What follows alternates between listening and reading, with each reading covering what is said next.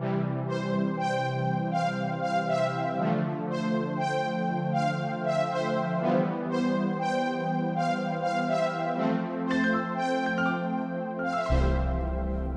and welcome to Challenge Solutions.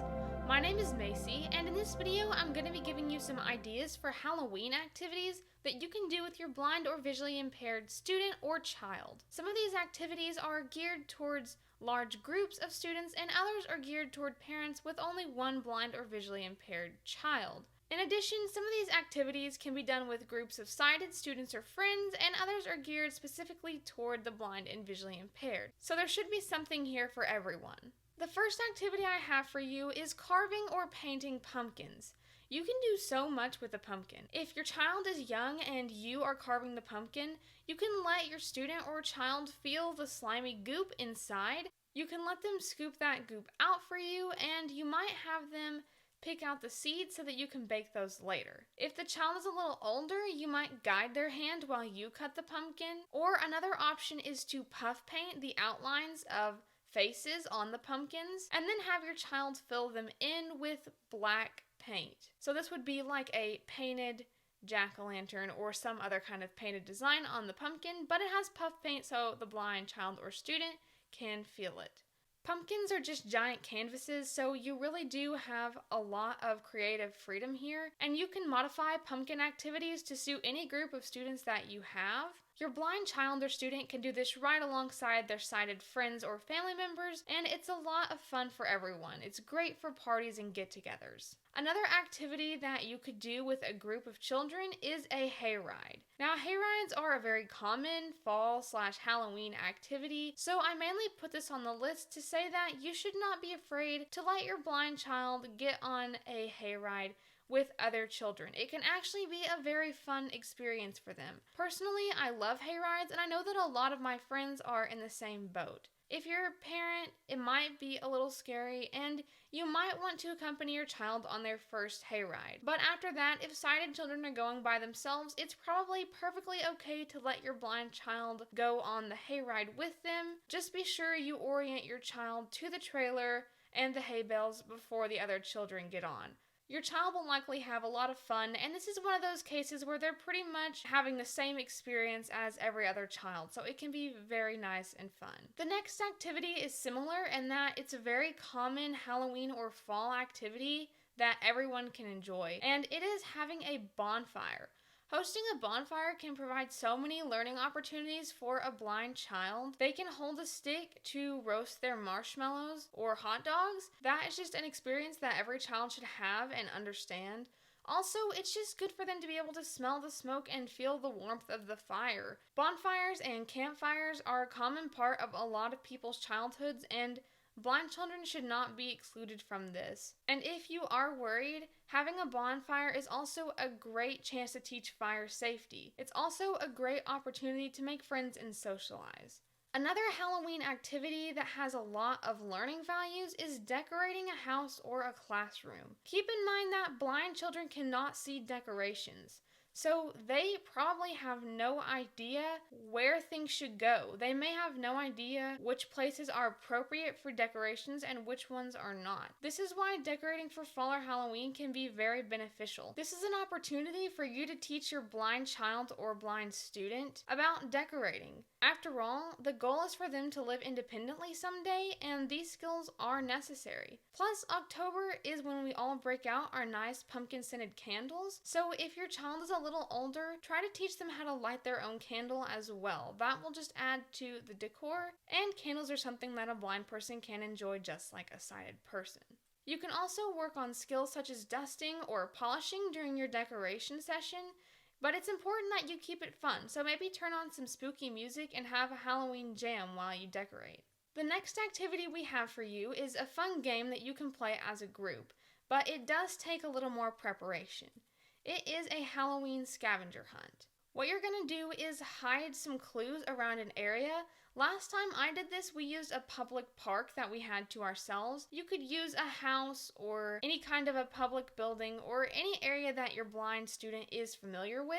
You're going to want to write these clues in Braille, and if you're playing with all blind students, That's pretty much all you're going to need, but if you have any sighted students playing along, print off a Braille decoder sheet for them. Since your blind student will be slower getting from place to place, this will even the playing field a little bit. It's going to take the sighted students a little bit of time to decode the Braille clues. Each clue should lead to the next, and there should be some kind of a prize at the end for the person who completes the scavenger hunt first. Or you can hand out prizes to each student or child as they finish. And to make it a little more interesting, you can also cover the surfaces around the clues with slime or fake cobwebs or rubber snakes or any other spooky items that the kids can feel. This game can be modified for pretty much any age group by expanding and shrinking the perimeters of the game and making the clues easier and harder. So you can make it unique to suit your blind student or child's needs, and no matter how you do it, it tends to be a lot of fun for everyone involved. Our next activity is another group activity that can be done with blind or sighted children. All you're going to need for this are some plastic skeletons, which you can get at Walmart, and you'll also need some blindfolds if sighted students are playing. You want to be sure that your skeletons come apart, so the legs, arms, and head should come off, and the goal of the game is to see who can put their skeleton together the fastest. You'll need to disassemble the skeletons before the game starts and put the pieces into bags for the children, but other than that, there is no preparation needed. Just hand out the skeletons, count down, and see who can put theirs together the fastest. The next activity we have is another good one for group get-togethers and Halloween parties, but it is pretty vague and you can make it easier or harder depending on the age of the children you have and their skill set. And this is the texture game. Last time I played this game, we were separating candy corn from plastic spiders. The candy corn and spiders were mixed together in one bowl, and the goal was to transfer as much candy corn as possible to a Ziploc baggie without getting any spiders. And when we played this game, we could only put one hand in the candy corn at a time, the other had to be holding the Ziploc baggie. Each piece of candy corn we managed to get in the bag was worth 1 point, and each spider was minus 5 points. But you could adjust the points however you like, just depending on your situation. You can also change the materials used to make this game easier or harder. You could play this game using different types of candy bars that feel the same, so maybe Snickers and Twix, and have the players identifying those by touch. Again, you're going to want to blindfold any sighted players you have. But it's all up to you how you play the game, what rules you make, and what materials you use. So it's really a good game for pretty much any group of children.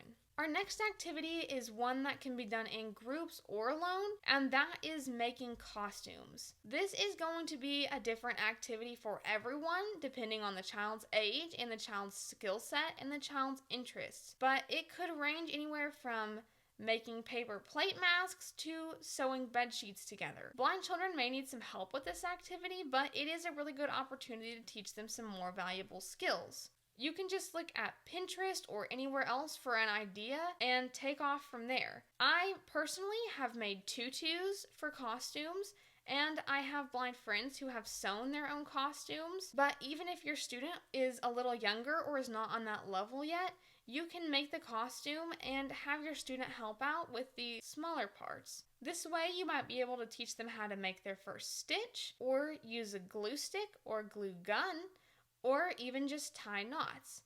Plus, it's always cool to wear something that you know you made yourself.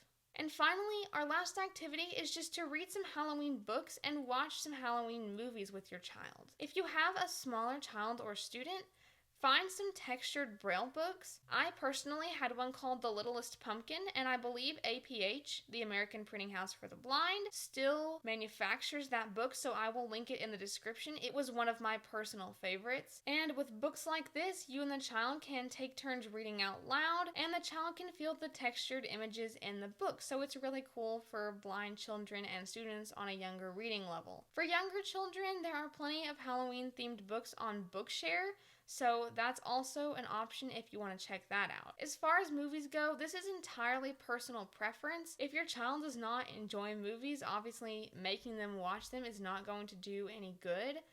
But a lot of the hype around Halloween is built around Halloween movies and cultural references. So as kids start getting older, they might become more interested in understanding those references. Your child might need to understand Charlie Brown and the Great Pumpkin, or Hocus Pocus, or Halloween Town if his or her friends are talking about that movie all the time. So, again, this is not for everyone, but if your child is into movie, you should definitely offer to describe those for them.